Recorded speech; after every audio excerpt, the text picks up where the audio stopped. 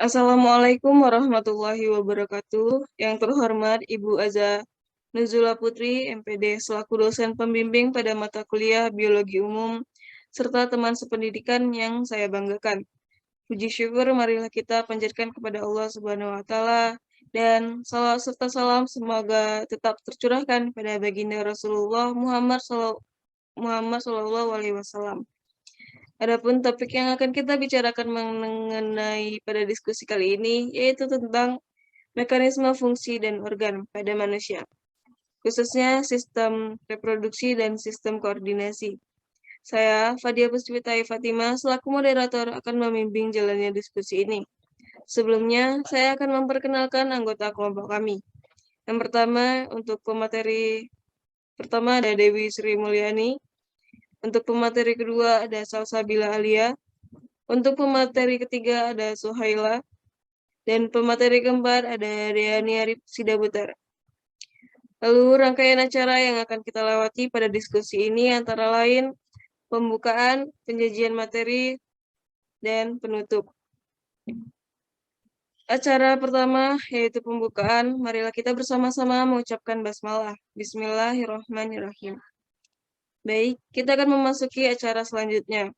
Saya akan memberi kesempatan pada penyaji untuk menyampaikan hasil diskusinya. Pada materi pertama, saya persilahkan. Baiklah, saya Dewi akan menjelaskan sistem reproduksi pada manusia. Sistem reproduksi manusia merupakan sistem organ yang digunakan manusia untuk memproduksi dan melahirkan keturunan. Sistem reproduksi merupakan salah satu komponen sistem tubuh yang penting meskipun tidak berperan dalam homeostasis dan esensial bagi kehidupan seseorang. Yang pertama, struktur dan fungsi organ reproduksi pada manusia. A. Struktur dan fungsi organ reproduksi pria. Organ reproduksi pria berfungsi untuk menghasilkan sperma gametogenesis dan menyalurkan sperma ke wanita. Berdasarkan letaknya, organ reproduksi pria terdiri atas organ reproduksi luar dan organ reproduksi dalam.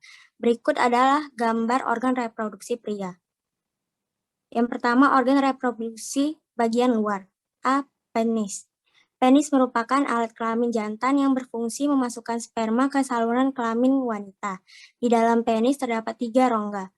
2 rongga bagian atas tersusun atas jaringan spons corpus cavernosa. 1 rongga di bawahnya tersusun atas jaringan spons corpus spongiosum.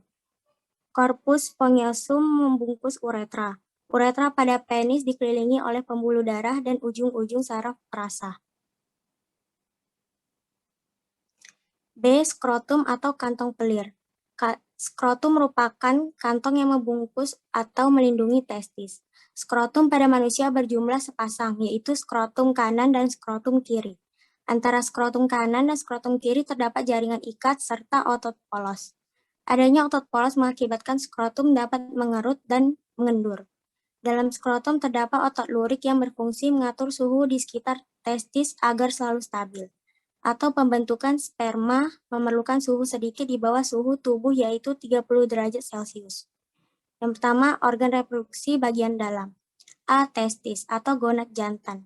Manusia memiliki sepasang testis. Testis berfungsi memproduksi sperma melalui proses spermatogenesis dan testosteron, hormon kelamin pria. Di dalam testis terdapat saluran-saluran halus yang disebut tubulus seminiferus. Dalam tubulus seminiferus inilah terjadi pembentukan sperma.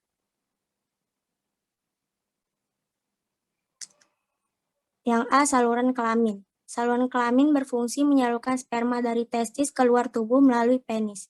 Saluran kelamin pada organ reproduksi pria yaitu epididymis, vas deferens, saluran ejakulasi, dan uretra. Yang pertama, epididymis. Epididymis merupakan saluran reproduksi yang berfungsi sebagai tempat pemantangan sperma dan penyimpangan sperma sementara. Selain itu, epididymis dibentuk oleh saluran berlekuk-lekuk yang tidak teratur dan juga menjadi tempat penyimpanan sperma sementara. Saluran yang menghubungkan antara epididymis dan testis disebut ductus efferent testis. Yang kedua, ada vas deferens. Vas deferens merupakan saluran yang mengarah ke atas dan merupakan lanjutan dari epididymis. Pada pertemuan uretra dengan vas deferens terdapat kelenjar prostat dan kelenjar Cowper.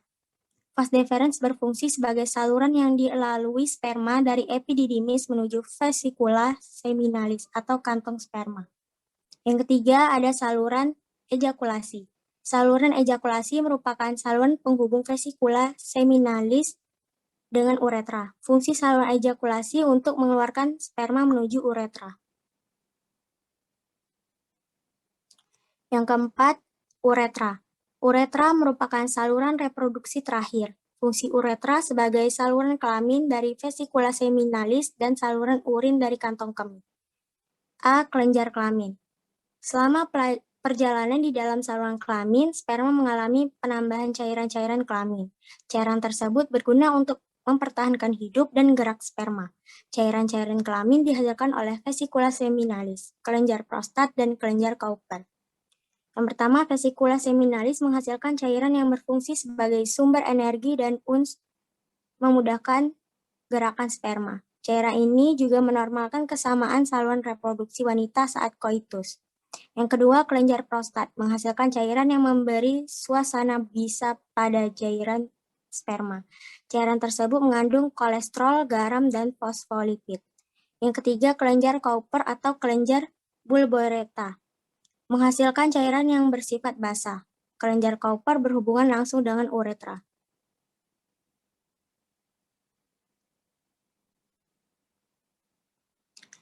B. Struktur organ reproduksi wanita. Organ reproduksi wanita terdiri atas organ reproduksi luar dan organ reproduksi dalam. Yang pertama, organ reproduksi bagian luar. A. Labia mayora atau bibir besar, yaitu struktur terbesar alat kelamin luar perempuan yang tebal dan berlapiskan lemak. Labia minora ini mengelilingi organ pada alat kelamin luar lainnya dan berakhir menjadi mons pubis. B. Labia minora atau bibir kecil. Ialah lipatan kulit yang halus dan tidak memiliki lapisan lemak. C. Mons veneris adalah tonjolan lemak yang besar sebagai pertemuan antara sepasang labia mayora. D. Klitoris, disebut juga kelentit. Klitoris berupa tonjolan kecil dan memanjang serta homolog dengan penis pada pria. Sebagian besar tersembunyi di antara kedua labia minora. E. Orificium, uretra adalah saluran kencing yang terletak di bawah klitoris. F. Hilmen sering disebut sebagai selaput darah. Himen merupakan bagian yang mengelilingi tepi ujung vagina yang berselaput mukosa dan mengandung banyak pembuluh darah. Berikut adalah gambar organ reproduksi wanita.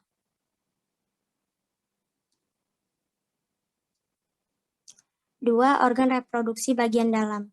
A. Ovarium disebut indung telur. Ovarium adalah sepasang organ berbentuk oval yang terletak di rongga perut. Ovarium memiliki struktur berbentuk bulat-bulatan yang disebut folikel. Tiap folikel mengandung sel telur atau oosit yang berada pada lapisan tepi ovarium.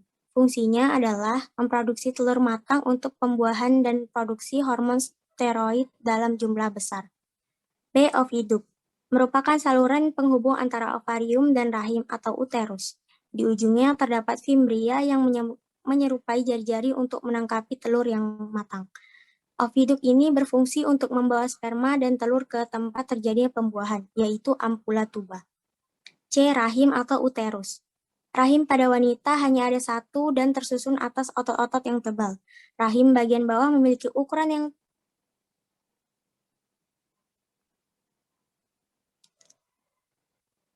bagian yang besar dari uterus disebut dengan corpus uteri. Terdapat 3 lapisan utama uterus, yaitu periterium, myometrium, dan endometrium. Endometrium merupakan lapisan yang akan mengalami penebalan dan pengelupasan apabila tidak ada pembuahan. Fungsi utama adalah tempat menunjang pertumbuhan dan perkembangan janin. D. Vagina. Vagina merupakan alat kelamin wanita yang menghubungkan alat kelamin luar dengan rahim. Vagina terdiri atas otot yang membujur ke arah belakang. Dinding vagina banyak memiliki lipatan meskipun lebih tipis dari rahim. Selain itu, lendir yang dihasilkan dari dindingnya berfungsi mempermudah persalinan. Fungsi vagina adalah menahan penis saat berhubungan seksual dan menyimpan semen sementara. Yang kedua, hormon pada sistem reproduksi manusia. A. Hormon pada sistem reproduksi pria. Di bawah kontrol hipotalamus, sebuah hormon dikeluarkan untuk merangsang hipofisis anterior yaitu hormon gonadotropin. Hormon ini merangsang hipofisis anterior untuk menghasilkan hormon LH atau luteinizing hormon dan hormon FSH, follicle stimulating hormone. Hormon LH menstimulasi sel-sel Leydig untuk menyekresikan hormon testosteron yang berfungsi saat spermatogenesis, pematangan sperma, mencegah pengeroposan tulang, dan pertumbuhan kelamin sekunder pada pria. B. Hormon pada sistem reproduksi wanita. Hipotalamus akan menyekresikan hormon gonadotropin. Hormon gonadotropin merangsang kelenjar pituitari untuk menghasilkan hormon FSH. Hormon FSH merangsang pertumbuhan dan pematangan folikel di dalam ovarium. Pematangan folikel ini merangsang kelenjar ovarium mensekresikan hormon estrogen. Baiklah, selanjutnya kepada permateri kedua. Baiklah, saya Salsabila Alia akan melanjutkan materi yang selanjutnya. Materi yang berikutnya yaitu proses yang terlibat organ reproduksi pria dan wanita. Yang pertama, proses yang terlibat pada organ reproduksi pria. Jadi proses yang terlibat pada organ reproduksi pria ini adalah proses spermatogenesis atau proses pembentukan sperma yang terjadi pada tubulus seminiferus di dalam testis. Di dalamnya terdapat dinding yang terlapisi oleh sel germinal disebut spermatogonium. Setelah mengalami pematangan, spermatogonium memperbanyak diri atau mitosis. Sedangkan sebagian spermatogonium yang lain melakukan spermatogenesis. Jadi, dapat dilihat pada gambar berikut itu merupakan gambar dari proses spermatogenesis. Pada fase awal spermatogenesis, spermatogonium bersifat diploid, 2N atau mengandung 23 pasang kromosom. Selanjutnya, spermatogonium akan berubah menjadi spermatosit primer atau 2N secara mitosis. Berikutnya, spermatosit primer membelah menjadi spermatosit sekunder, biasa dinamakan meiosis 1. Jumlah spermatosit sekunder ada 2, sama besar dan bersifat haploid atau N sama dengan 23 kromosom. Melalui fase meiosis 2, spermatosit sekunder membelah diri menjadi 4 spermatid yang sama bentuk dan ukurannya. Selanjutnya, spermatid berkembang menjadi sperma yang matang yang bersifat haploid atau N. Setelah matang, sperma menuju saluran epididymis. Proses ini terjadi kurang lebih 17 hari. Energi yang digunakan proses spermatogenesis berasal dari sel-sel Sertoli.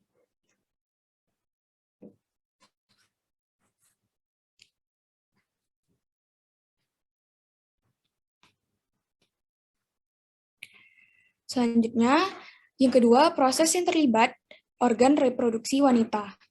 Yang pertama itu ada proses pembentukan sel telur atau oogenesis. Oogenesis merupakan proses pembentukan sel telur di dalam ovarium. Sebelum sel telur atau ovum terbentuk, di dalam ovarium terlebih dahulu terdapat sel indung atau telur atau oogonium yang bersifat diploid atau 2N, sama dengan 23 pasang kromosom. Jadi dapat dilihat berikut ini merupakan gambar dari proses oogenesis. Di dalam ovarium terdapat sel indung atau telur atau oogonium. Melalui pembelahan mitosis, oogonium menggandakan diri membentuk oosit primer. Menginjak masa pubertas, oosit primer melanjutkan fase pembelahan meiosis 1. Pada fase ini, oosit primer membelah menjadi 2 sel yang berbeda ukuran, dan masing-masing bersifat haploid. Satu sel yang berukuran besar dinamakan oosit sekunder, sedangkan sel yang lain dengan ukuran lebih kecil dinamakan badan kutub primer. Pada fase berikutnya, oosit sekunder akan melanjutkan pada fase meiosis 2. Fase ini dilakukan apabila ada fertilisasi. Apabila tidak terjadi fertilisasi, oosit sekunder mengalami degenerasi. Namun apabila tidak ada fertilisasi, Fase meiosis 2 dilanjutkan. Indikasinya, oosit sekunder membelah menjadi 2 sel, yakni 1 sel berukuran besar dan 1 berukuran lebih kecil. Sel yang berukuran besar dinamakan ootit, sedangkan sel yang berukuran kecil dinamakan badan kutub sekunder. Secara bersamaan, badan kutub primer juga membelah menjadi 2, oleh karenanya, fase meiosis 2 menghasilkan 1 ootit dan 3 buah badan kutub sekunder. Kemudian, 1 ootit yang dihasilkan tersebut berkembang menjadi sel telur atau ovum yang matang. Sementara itu, badan kutub hancur atau polosit atau mengalami kematian. Supaya oosit dalam oogonium tumbuh dengan baik, pada permukaannya diselubungi oleh lapisan yang disebut folikel. Folikel ini akan terus berubah hingga masa ovulasi. Awalnya oosit primer diselubungi oleh folikel primer, selanjutnya folikel primer berubah menjadi folikel sekunder yang membungkus oosit sekunder, atau fase meiosis 1. Setelah itu, folikel sekunder berubah menjadi folikel tersier hingga folikel de Graaff atau folikel matang. Folikel de Graaff terbentuk saat masa ovulasi. Kemudian, oosit sekunder lepas dari folikel dan segera folikel menjadi corpus luteum. Corpus luteum akan menjadi corpus albikan jika sel telur tidak ada yang membuahi. Selanjutnya, yang kedua ada siklus menstruasi. Yang pertama, fase menstruasi. Pada fase menstruasi, hormon yang berperan ialah hormon estrogen dan progesteron mengalami reduksi pada sekitar 5 hari pertama menstruasi. Yang kedua, fase praovulasi. Mulai hari kelima sampai ke-14, fase praovulasi dimulai. Pada fase ini, hormon yang berperan yakni hormon FSH dan hormon LH. Yang ketiga, fase ovulasi.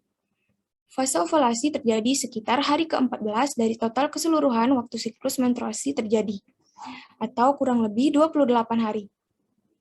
Yang keempat, fase pasca ovulasi. Fase pasca ovulasi berlangsung pada hari ke-15 hingga hari ke-28. Pada fase ini, folikel yang pecah berubah menjadi badan padat berwarna kuning atau corpus luteum yang menghasilkan hormon progesteron.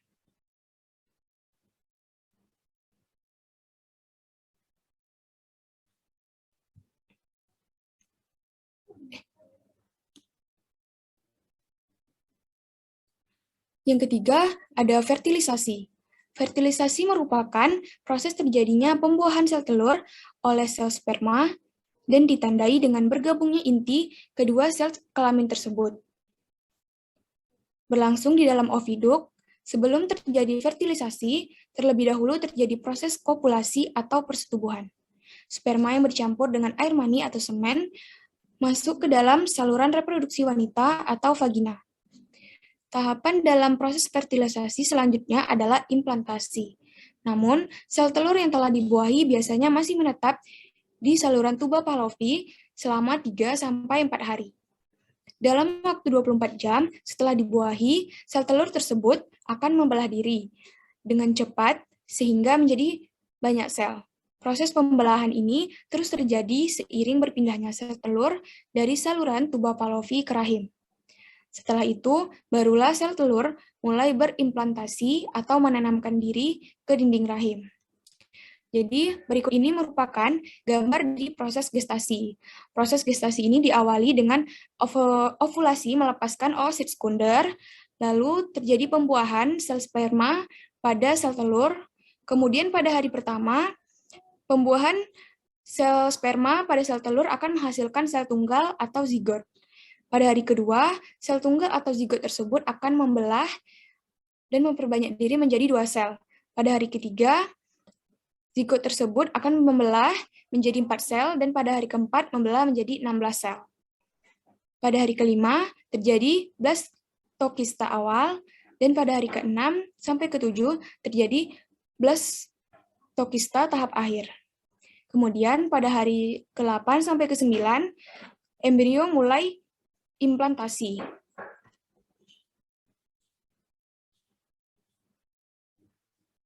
Implantasi inilah yang dapat menyebabkan kehamilan.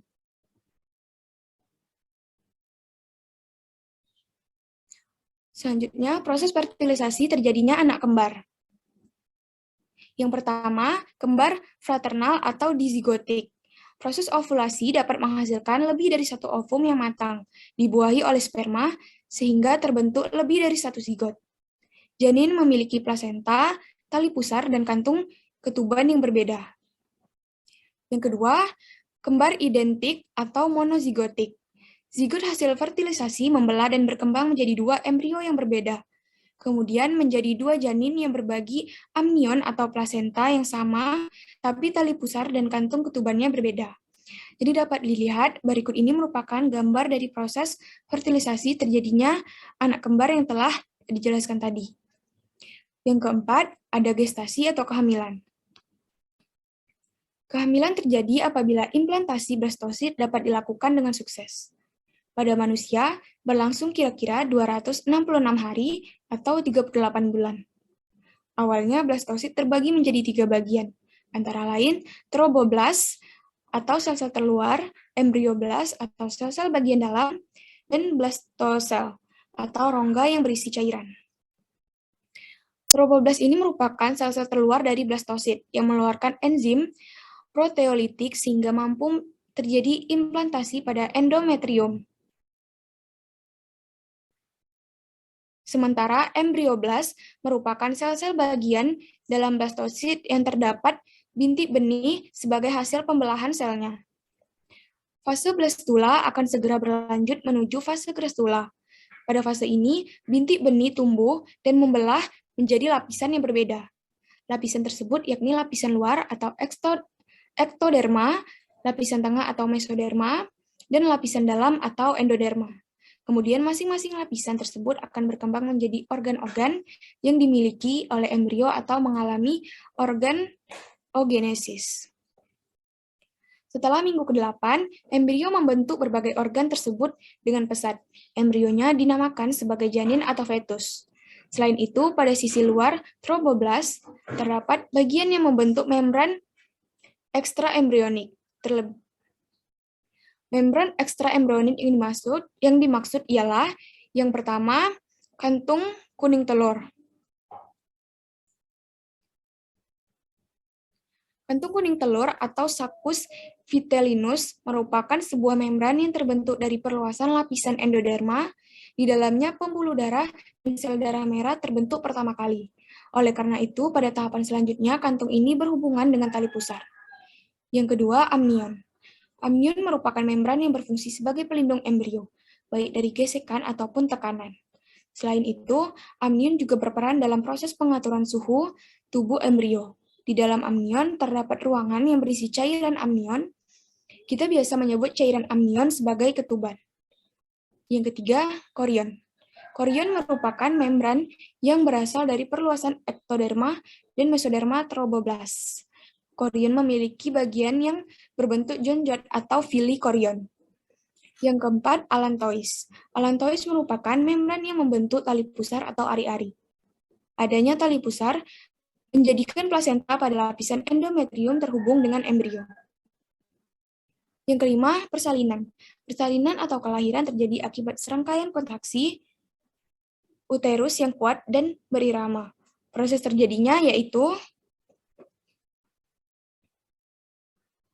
yang pertama, pembukaan dan pemipihan serviks atau leher rahim dilanjutkan dengan dilatasi sempurna, lalu ekspulsi atau pengeluaran bayi. Kontraksi yang kuat dan terus-menerus mengakibatkan bayi mulai turun dari uterus menuju vagina. Selanjutnya, keluarnya bayi yang berplasenta. Plasenta bayi ini akan dipotong dan dijepit sehingga menjadi pusar.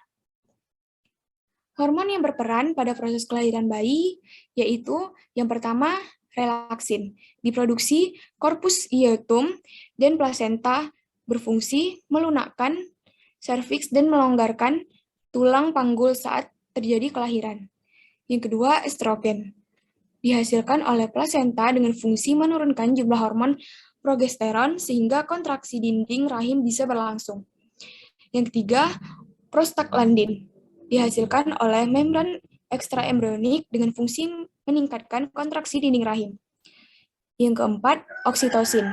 Dihasilkan oleh kelenjar hipofisis, ibu dan janin, fungsinya juga meningkatkan kontraksi dinding rahim.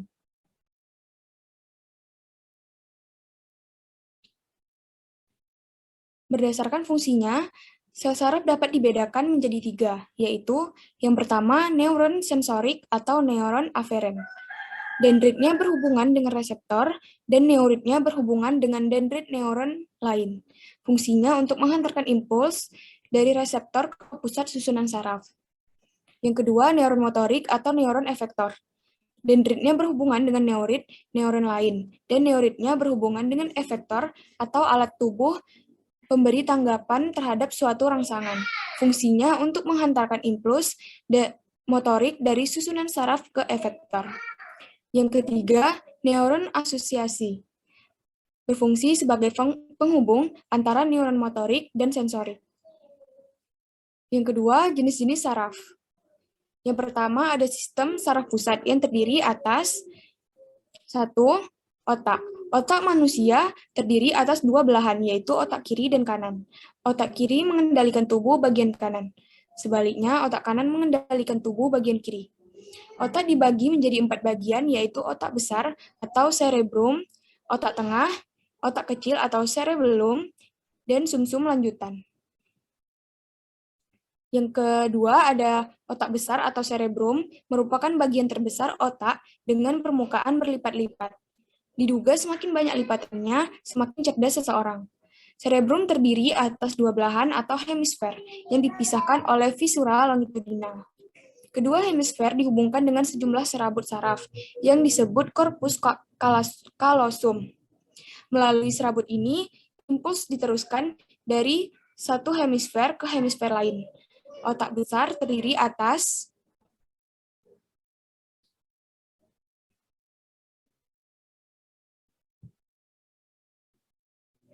A. Otak depan atau lobus frontalis, merupakan pengendali gerakan otot. B. Otak belakang atau lobus occipitalis, merupakan pusat penglihatan. C. Otak samping atau lobus temporalis, merupakan pusat pendengaran. Yang pertama, otak tengah terletak di depan otak kecil. Bagian otak tengah adalah lobus opticus yang berhubungan dengan gerak refleks mata. Pada dasar otak tengah, terdapat kumpulan badan sel saraf atau ganglion yang berfungsi untuk mengontrol gerakan dan kedudukan tubuh. Yang kedua, otak depan terdiri atas talamus dan hipotalamus. Talamus berfungsi menerima semua rangsang dari reseptor, kecuali bau-bauan, dan meneruskannya ke area sensorik. Otak kecil atau cerebellum terletak di depan sumsum lanjutan atau medula oblongata.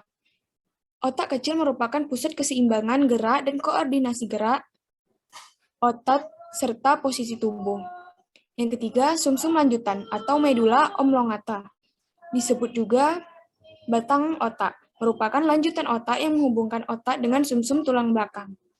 Baiklah, cukup sekian penyampaian materi dari saya. Materi selanjutnya akan dijelaskan oleh penyaji yang ketiga. Baiklah, saya Suhaila. Saya akan melanjutkan materi selanjutnya.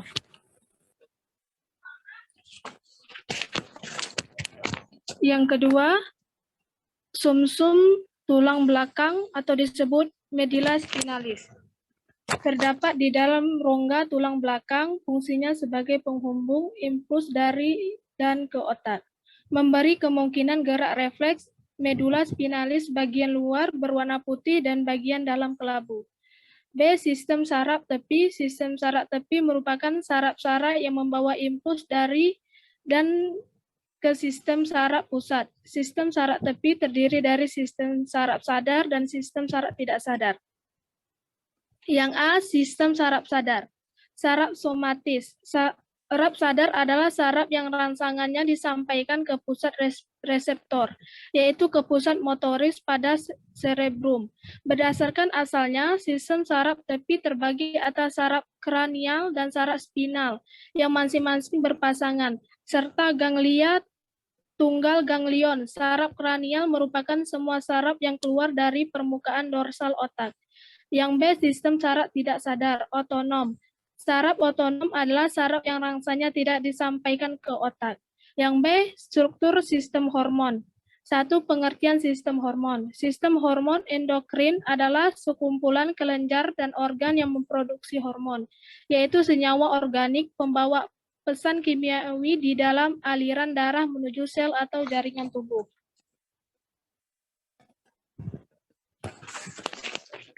Oke, next.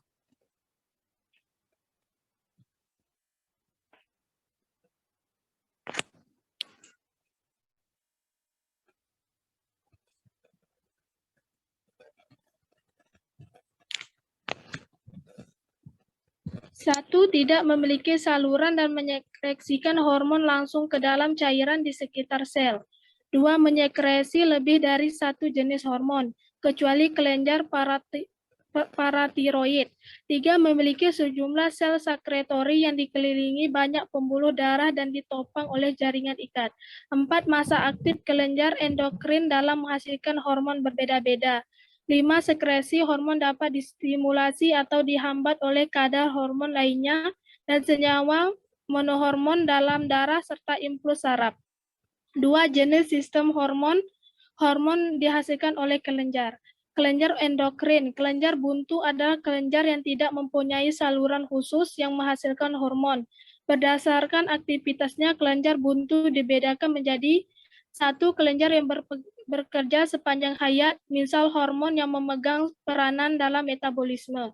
2. Kelenjar yang bekerja mulai masa tertentu, misal hormon kelamin. Yang ketiga, kelenjar yang bekerja sampai masa tertentu saja, misal hormon pertumbuhan, hormon timus.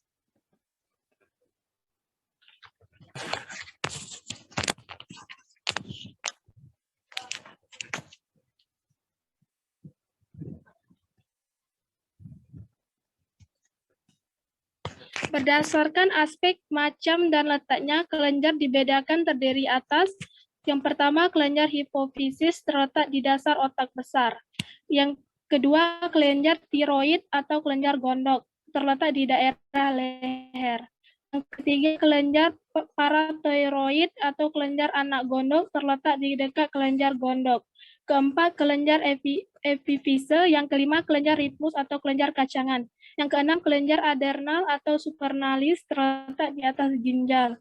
Yang ketujuh, kelenjar pankreas atau pulau-pulau Langerhans terletak di sebelah bawah lambung ventriculus. Yang ke-8, kelenjar usus dan lambung. Yang ke-9, kelenjar kelamin atau kelenjar gonad. Pada wanita terletak di daerah rongga perut, pada pria di dalam buah zakar dalam kantong skrotum.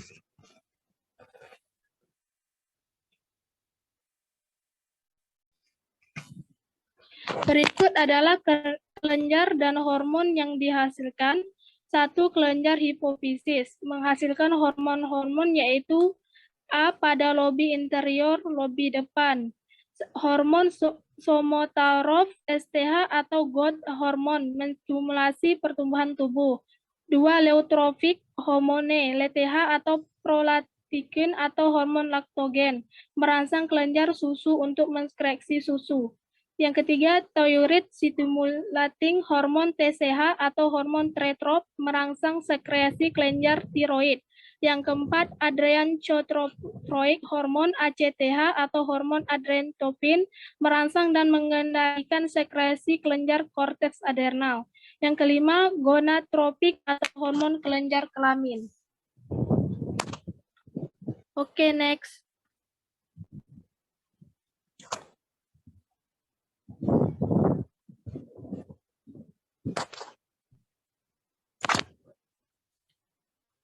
A. Follicle stimulating hormone (FSH) terdapat pada wanita dan pria. Berfungsi pada wanita merangsang pertumbuhan folikel dalam di indung telur atau ovarium. Dan pada pria untuk memengaruhi proses spermatogenesis. B. Luteinizing hormone LH atau interstitial cell stimulating hormone ICSH berfungsi pada wanita untuk merangsang ovulasi atau pemaksaan sel telur. pada pria untuk merangsang sel interstitial leading di dalam testis agar menghasilkan testosteron. Pada lobi intermedia, lobi tengah, menghasilkan hormon melanosir stimulating hormon MSH atau intermedin. Hormon ini berperan dalam mengatur perubahan kulit, yaitu dengan mengatur penyebaran pigmen melain pada sel-sel melanofora kulit. C. Pada lobi posterior, lobi belakang. A. Vasopressin untuk mempengaruhi tekanan darah. B. Pitressin. C. Oksitosin untuk membantu proses kelahiran. Oke, next. Dua, kelenjar tiroid atau kelenjar gondok. Hormon yang dihasilkan yaitu trioksin, irotironin, kalsionin fungsi mempengaruhi metabolisme sel, proses produksi panas, oksidasi di sel-sel tubuh kecuali sel otak dan sel limfa. B. Mempengaruhi pertumbuhan, perkembangan, dan diferensiasi jaringan tubuh. C. Berpengaruh dalam mengubah tirosin. 3. Kelenjar paratoroid atau kelenjar anak gondok. Hormon yang dihasilkan yaitu parathormon, berfungsi mengatur pertukaran zat kapur dan fosfor dalam darah. 4. Kelenjar epise menghasilkan hormon yang fungsinya belum jelas. 5. Kelenjar timus atau kelenjar kacangan hormon yang dihasilkan yaitu somatotrop atau hormon pertumbuhan yang berfungsi untuk pertumbuhan. 6. Kelenjar supernalisa atau kelenjar anak ginjal atau kelenjar adrenal. Oke, next.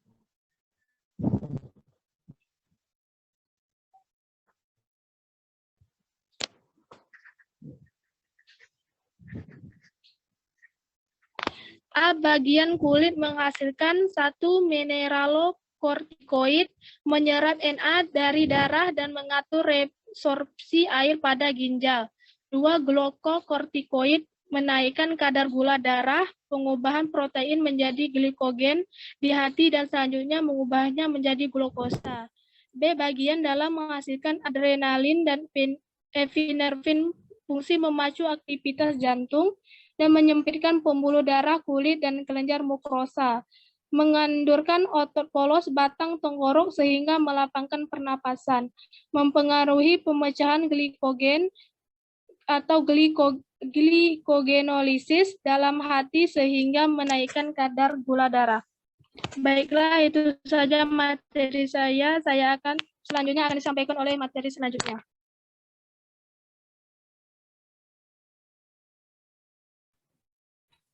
Baiklah, saya akan melanjutkan materi dari penyaji berikutnya. Yang ketujuh ada kelenjar Langerhans, hormon yang dihasilkan yaitu insulin. Insulin berfungsi antagonis dengan hormon adrenalin, yaitu untuk mengubah gula menjadi glikogen di dalam hati dan otot. Yang kedelapan ada kelenjar usus dan lambung. Kelenjar usus menghasilkan hormon sekretin dan kolesitokinin. Kelenjar lambung menghasilkan hormon gastrin. Hormon-hormon tersebut berperan dalam merangsang sekresi getah lambung. Yang kesembilan, kelenjar kelamin. Kelenjar kelamin ini dibagi menjadi 2, kelenjar kelamin pria dan kelenjar kelamin pada perempuan. Kelenjar kelamin pada pria kita sebut sebagai testis, menghasilkan hormon kelamin pria yaitu androgen dan sel sperma. Androgen yang terpenting adalah testosteron yang berfungsi untuk mempertahankan proses spermatogenesis dan memberi efek negatif terhadap sekresi LH oleh hipofisis. Kemudian kelenjar kelamin perempuan atau ovarium, menghasilkan sel telur atau ovum, dan hormon perempuan yang meliputi estrogen dihasilkan oleh sel folikel digraf, progesteron dihasilkan oleh corpus luteum, yaitu bekas folikel yang telah ditinggalkan sel telur. Selanjutnya yaitu struktur dan jenis sistem indera. Sistem indera merupakan salah satu bagian dari sistem koordinasi yang merupakan reseptor atau penerima rangsang.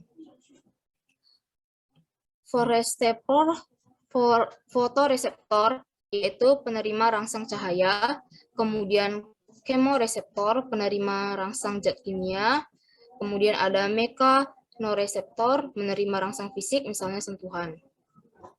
Kemudian ada audioreseptor, yaitu berfungsi menerima rangsangan suara, dan termoreseptor menerima rangsangan panas atau temperatur. Kemudian ada alat indera. Alat indera pertama yaitu alat indera penglihatan. Mata merupakan indera penglihatan yang bertindak sebagai fotoreseptor yang mampu menerima rangsangan berupa cahaya. Mata manusia terdiri dari 3 bagian utama, yaitu bola mata, tulang orbit, dan alat penunjang atau tambahan. Berikut merupakan gambar dari anatomi mata. Bola mata terdiri dari 3 lapisan, yaitu yang pertama sklera atau tunika fibrosa berfungsi untuk mempertahankan bentuk mata dan melindungi bagian-bagian dalam bola mata. Yang kedua ada koroid atau tunika vaskulosa yang berfungsi untuk mencegah pemantulan cahaya yang masuk ke dalam bola mata dan mensuplai nutrisi bagi mata berupa kebutuhan makanan dan oksigen serta pigmen bagi retina. Yang ketiga ada retina atau tunika nervosa, lapisan terdalam mata yang banyak mengandung sel reseptor cahaya. Pada gambar tersebut terdapat iris, yang dimana iris ini berfungsi untuk mengendalikan diameter pupil. Kemudian di bawahnya ada kornea. Kornea ini berfungsi untuk memfokuskan cahaya yang masuk ke dalam mata. Di bawahnya kemudian ada pupil. Pupil ini yang merupakan titik atau bulatan hitam di bagian tengah. Fungsinya sebagai celah agar cahaya dapat masuk ke mata. Pupil inilah yang dapat mengecil ataupun membesar yang diatur oleh iris saat terpapar oleh cahaya. Kemudian di bawahnya itu ada lensa. Lensa ini berfungsi untuk memfokuskan cahaya dan gambar ke retina. Kemudian ada badan silaris. Badan siliaris berfungsi untuk menjaga lensa agar tetap pada tempatnya dan mempertahankan bentuknya. Kemudian ada saraf optik. Saraf optik ini fungsinya adalah untuk meneruskan sebuah rangsangan cahaya hingga ke otak. Kemudian ada makula. Makula ini merupakan area kecil yang dilapisi dalam retina. Makula ini berfungsi penting untuk bisa melihat dengan baik di kala gelap maupun terang. Dan yang terakhir ada vitreus. Vitreus ini berfungsi untuk mempertahankan bentuk mata dan menahan retina agar tetap pada tempatnya. Indera yang berikutnya yaitu indera pembau. Hidung merupakan indera pembau yang menerima rangsangan zat kimia yang bertindak sebagai komoreseptor. Reseptor hidung adalah saraf olfaktori dan terletak pada langit-langit rongga hidung yang peka terhadap molekul bau atau odoran. Kemudian indera yang ketiga yaitu indera pengecap. Lidah berfungsi sebagai indera pengecap yang bisa dikenal dengan kemoreseptor cair. Reseptor lidah adalah papila atau tonjolan yang terletak di permukaan lidah dan di dalamnya terdapat tunas pengecap yang peka terhadap molekul yang dapat larut dalam air liur. Kemudian indera berikutnya yaitu indera peraba. Kulit berfungsi sebagai indera peraba yang bisa dikenal dengan mekanoreseptor atau tongoreseptor. Kulit memiliki reseptor. Reseptor kulit terdiri dari korpus-korpus pada lapisan epidermis dan dermis yang dapat merasakan berbagai rangsangan. Bagian-bagian dari indera peraba atau kulit itu, yang pertama ada reseptor ujung saraf tanpa selaput, terletak pada lapisan epidermis yang dapat merasakan sakit atau nyeri. Kemudian ada reseptor ujung rambut, terletak di sekitar folikel rambut, yang dapat merasakan gerakan rambut. Kemudian yang ketiga ada ujung saraf Pacini yang dapat merasakan tekanan kuat. Yang keempat ada ujung saraf Ruffini yang dapat merasakan panas. Yang kelima ada ujung saraf Krause yang dapat merasakan dingin. Kemudian ujung saraf Meissner yang dapat merasakan sentuhan. Yang ketujuh diskus Merkel terletak pada lapisan epidermis, merasakan sentuhan, tekanan ringan, dan sakit atau nyeri. Berikut merupakan gambar dari indera peraba yang sudah saya sebutkan tadi, bagian-bagiannya. Kemudian indera yang terakhir yaitu indera penglihatan, indera pendengaran. Telinga merupakan indera pendengaran atau fonoreseptor dan sebagai pendeteksi keseimbangan atau equilibrium. Telinga menerima rangsangan berupa getaran sehingga disebut fonoreseptor. Reseptor telinga untuk mendengar adalah organ korti pada koklea dan untuk keseimbangan adalah otot lid. Berikut merupakan gambar dari indera pendengaran. Baik, sekian yang dapat saya sampaikan. Saya serahkan kembali kepada moderator. Baik, terima kasih kepada penyaji untuk menyampaikan materi yang sudah dijelaskan tadi. Baik, terima kasih. Hanya segitu yang bisa saya sampaikan dan kelompok kami berikan. Selebih dan kurangnya saya mohon maaf. Wabillahi taufiq wal hidayah. Wassalamualaikum warahmatullahi wabarakatuh.